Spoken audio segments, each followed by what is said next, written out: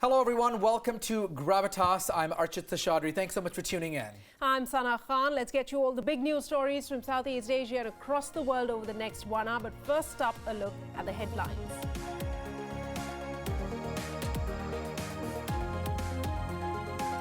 Donald Trump fires his first salvo and says the United States will quit the TPP or the Trans-Pacific Partnership the day he takes on office.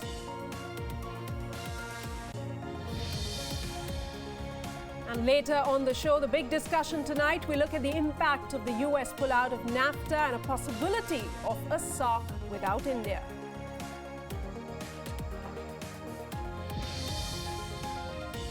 WION in France and Merkel again in Germany. What is Europe's future? We'll take a look.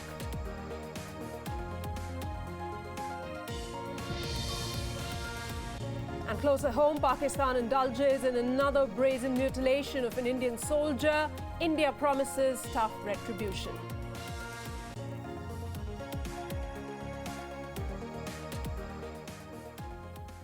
Those stories in a moment, but we first start with yet another brazen display of brutality. This time, Pakistan killing 3 Indian soldiers along the line of control while badly mutilating the body of one of those soldiers.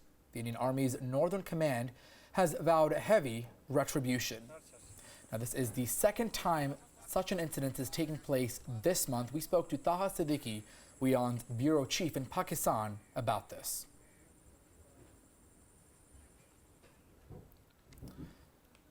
All right, Taha, let's get the latest on this. This is the latest incident like this, clearly adding more tension into an already delicate situation. What is Pakistan's reaction to this? Well, as of yet, the Foreign Office has said that nothing of this sort has happened and has actually denied these media reports as they referred them to. And they said, on the other side, the military media wing, which usually does issue statements with regards to affairs within the line of control and with regards to any cross-border violations of, the ceasefire violations that happen. So now there's been a lot of silence from their side. I tried to speak to some military officials, but they said that this is, again, just India trying to blame this onto us. But interestingly, this comes right after just yesterday, the Pakistan Army had claimed something else completely, where they had said that they had, in their cross-border firing, they had killed 6 Indian soldiers, but that was not reported in India.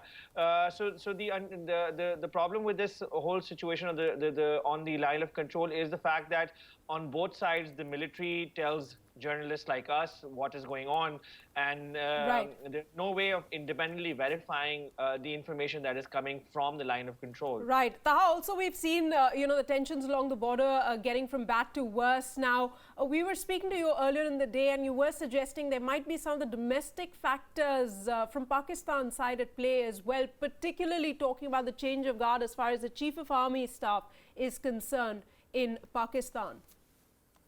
Well, we saw that the defense minister earlier today only not commenting on this issue particularly that we're discussing, but otherwise did say that the new army chief, his biggest challenge and the top agenda that he will have to deal with will be the tensions with India. Now, we already know that Pakistan and India, when it comes down to relations, the foreign policy in Pakistan is led by the Pakistan Army, and they, within the Pakistan Army, they do not have a sort of a rapprochement, sort of like a outreach program for the Indians on the other side.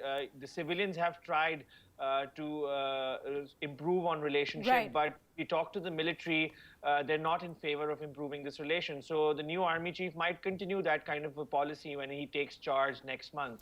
All right, we'll know that soon. For now, Taha Siddiqui, thanks so much for joining us and getting us the latest inputs on that big story of the day. Now, moving on, Central Europe is witnessing some surprises. Conservative Party candidates are aiming to lead Europe's 2 largest countries, France and Germany. Both countries will elect a new president and chancellor next year. In France, 64-year-old former lawyer and former Prime Minister François Fillon has emerged as the president-elect of the right-of-centre Conservatives, while in Germany, the country's long-standing Chancellor Angela Merkel also a conservative Christian Democrat, intends to contest for a fourth time. But both these countries have been the target of terror attacks, and there is mounting public anger. Take a look.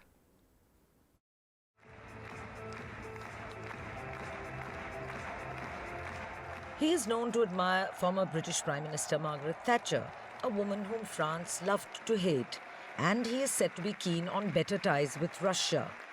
François Fillon, a 62-year-old lawyer and former Prime Minister, has emerged as a surprise candidate for the country's Conservatives at the presidential election slated in 2017.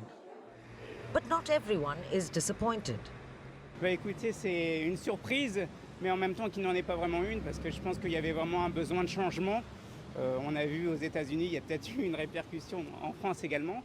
Donc c'est pas plus mal, un peu de changement. Donc on verra, Fillon, Juppé. On voit que Fillon est bien parti. Donc, The surprise election victory of another conservative, Republican Donald Trump, in the United States earlier this month, who has suggested better relations with Russia, had caused the Russian parliament to erupt in applause. Russians hope for better relations with the United States under Donald Trump. But is France one of Washington's key partners in its war against the Islamic State in Syria, also drawing closer to Russia, which is also fighting the Islamic State, of course, but not as a US ally? French presidential-elect François Fillon was measured in his response. Ne caricaturez pas les choses. Vous avez parlé tout à l'heure d'un enthousiasme pour le rapprochement avec la Russie. Je ne manifeste aucun enthousiasme. Je constate simplement que c'est le plus grand pays du monde, qu'on est en train de le repousser vers l'Asie d'une manière totalement stupide, alors qu'il ne constitue en rien une menace pour notre sécurité. Meanwhile, in neighboring Germany, where elections are also slated to be held next year, and despite growing criticism of Chancellor Angela Merkel's acceptance of thousands of Syrian refugees, Mrs. Merkel herself has also announced her intention to seek a fourth term. But Germany's Social Democrats are confident of defeating Mrs. Merkel. Here's what their spokesman has to say. Damit hatten wir natürlich gerechnet. Ich freue mich auf eine spannende Auseinandersetzung. Die Bundestagswahl im nächsten Jahr ist völlig offen und Frau Merkel ist nicht mehr unschlagbar. Whichever way the elections in each country go, it is clear that the experiences of the past years indicate that Europe is ready for a change. Bureau Report, WION. Well, joining us for this discussion is our colleague Padma Rao, our managing producer. Thanks so much for joining us, Padma. Now, this seems to be a dark horse candidate with this victory. You know, we've seen many surprises this year when it comes to the political process. We saw it with Trump. We saw it with Brexit. Now, does Fillon winning, does that seem like such a surprise move when really many eyes were not really pointing at his victory? Yes, you're absolutely right, Archit. There has been, I mean, till last week, the last pre-presidential run-up poll, popularity poll that was conducted in France indicated anything but a victory in this first round for François Fillon. So many people are surprised. But again, you know, there has been a mood of wanting change in Europe, as you know, specifically in Central Europe, in its two largest economies, France and Germany, because they have borne the brunt of taking on the refugees from Syria. And there has been a lot of public criticism on that move, as well as all the terror attacks that have taken place in both the countries. So it was rather a surprise that François Fillon, who was Prime Minister of France up to 2007, has returned, and this time as a favored candidate to actually win the second round in the run-up to the presidential poll, which is slated in 2017. Right. Padma, also, you know, a couple of days ago, the French Prime Minister came out and mentioned specifically saying that it's Germany and France who must lead the region forward now. Looking at both these nations and the kind of political changes that we're witnessing over here, particularly not so much so with Germany, Angela Merkel slated to be back for the fourth term. At least she's decided to contest. But how do you see things moving forward, considering that there's been rise in populist movements in Europe as such? Well, there are similarities and differences. There's actually an anecdote which I'd like to tell you about how François Fillon, when he was the Prime Minister of France, actually met Angela Merkel and he presented her a copy of Marie Curie, French physicist Marie Curie's Radioactivity, an antique volume which still graces a bookshelf in the Chancery in Berlin. As you know, that Chancellor Angela Merkel herself is a physicist. But that relationship seems to have changed. The Germans were rather hoping, I would say, of course, hoping that the extreme right-wing leader Marine Le Pen does not win the primaries, but it's early days yet. She may still do so and knock Fillon out of the process. But certainly there have been, there are similarities. There are many things in which the two countries see eye to eye. For instance, the issue on public spending. Fillon is also proposing a shock and awe approach. He is viewed in that sense by Merkel's government as an ally. But there are differences. There are differences over the future of the European Union after Brexit, for instance, and there is also officially the French president-elect, I wouldn't like to call him that yet, but he seems to be one because he is the forerunner. He supports a hard line on Russia, officially, like in Berlin, but unofficially, he calls the Russian President Vladimir Putin by his first name. He calls him Vladimir, and he has made clear in the interview that you just aired that, he's taking a totally different look at Russia altogether. He sees it as a big land, one that is to be engaged rather than shunned. All right, Padma, thank you so much for that update, providing us that perspective about the change in leadership there from Europe. Now, next, staying on to politics, this time we move to U.S. presidential politics. Now, this is a move that has sent ripples across the Asia-Pacific region. U.S. President-elect Donald Trump has stuck to his opposition with regard to the TPP, or the Trans-Pacific Partnership Trade Deal. He's now said that his intention to pull out of the TPP the day he assumes office in January. Here's the story. My agenda will be based on a simple core principle: putting America first. On trade, I am going to issue our notification of intent to withdraw from the Trans-Pacific Partnership, a potential disaster for our country. With his first video message after being elected the United States president, Donald Trump has sent jitters across the Asia-Pacific region. Trump vowed the United States will pull out of the Trans-Pacific Partnership, the world's largest trade deal, on day one of his term. Though he had outlined his opposition to the deal throughout the election campaign, the statement breaks away from the words of reassurance given out by President Barack Obama just a day back during the APEC summit. Our partners made very clear during the meeting that they want to move forward with TPP. Preferably, they'd like to move forward with the United States. I believe that TPP is a plus for America's economy, America's workers, American jobs. I think not moving forward would undermine our position across the region, our ability to shape the rules of global trade in a way that reflects our interests and our values. The move has immediate repercussions for the entire region. Hours before Trump's announcement, Japan's Prime Minister Shinzo Abe warned that the Trans-Pacific Partnership would be meaningless without the participation of the United States. TPP は米国抜きでは意味がない。 Mr. Trump and his new Congress will have to make their own decisions in America's interest. That's their judgment to make. But can I say to you that it is very clear that from Australia's point of view, getting access, greater access for Australian exports, whether it's of goods or services, to those big markets is manifestly in our interest. China is not part of the Trans-Pacific Partnership and has been pushing an alternative vision of free trade in Asia under the Regional Comprehensive Economic Partnership, which has overlapping members, including India. While many say Trump's stance is indicative of an inward-looking foreign policy, all eyes now on which way the other members of the Trans-Pacific Partnership will look. Bureau Report, WION.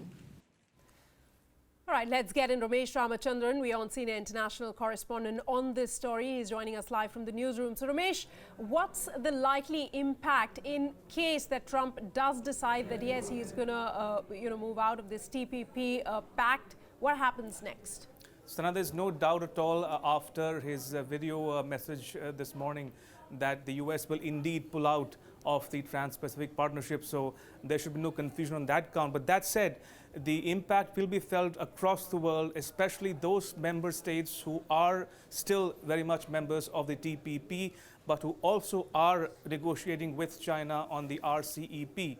So it remains to be seen how those countries, especially countries such as Japan, Australia, New Zealand, will cope with the challenge posed by the US decision to exit or pull out from the TPP. So it remains to be seen how they negotiate or navigate the waters from here on. Sana? Ramesh, I'm going to continue the conversation with regards to this. You know, when we talked about TPP, RCEP, some of these other regional economic groups that are happening, it seems like Donald Trump is focusing more on relationships with other countries, a more bilateral, if you would call it, entity, as opposed to these group economic cooperations. Why do you think that's the case? Indeed, Archit, he made it very clear in his video message that he would like to opt for fairer bilateral trade agreements with countries instead of multilateral agreements. Now, we've seen that consistently throughout the election campaign as well. Candidate Trump had made it very clear that he will revisit regional trade pacts such as the TPP and also the North American Free Trade Agreement or the NAFTA. That had aroused concerns around the world that the Trump administration will be more isolationist, will be more protectionist, and the TPP, or the decision to pull out from the TPP, is the first indicator of the shape of things to come, Archit. Also, Ramesh, you know, we saw the Brexit earlier on in the year. We're talking about TPP. You also mentioned NAFTA. Of course, we have a detailed discussion later on the show on that. But we see more and more conservatives coming in power, move towards deglobalization, economies closing themselves, moving towards protectionism. What's your take on that? You must be speaking to, you know, economists and leaders. What are they saying? Why do you think this is happening if we talk about Trump's latest move now in that perspective? Indeed, Trump should not be seen as an exception. If you see at the world map today, as it exists today, if you sort of shift your glance from North America down to Southeast Asia, we'll see a trend, a discernible trend at that, of populist governments coming to power, exemplified by Trump in the US, Theresa May in the UK, and many other leaders in Europe and beyond, including East Asia. So there is a general trend towards populism, towards conservatism, and that is being reflected in the economic policies of these various governments, and including the foreign policy. So it remains to be seen where the global economy goes from here.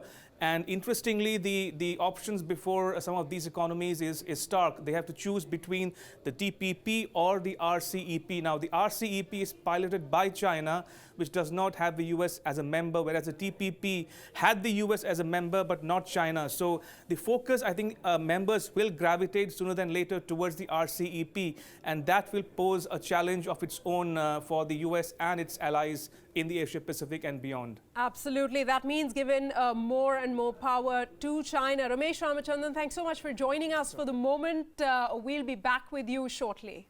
All right, on that note, we're taking a very short break, but a big story is coming up next. Absolutely. Lots to discuss about, including NAFTA, SARC, and all the implications for India. Stay with us right here on Gravitas.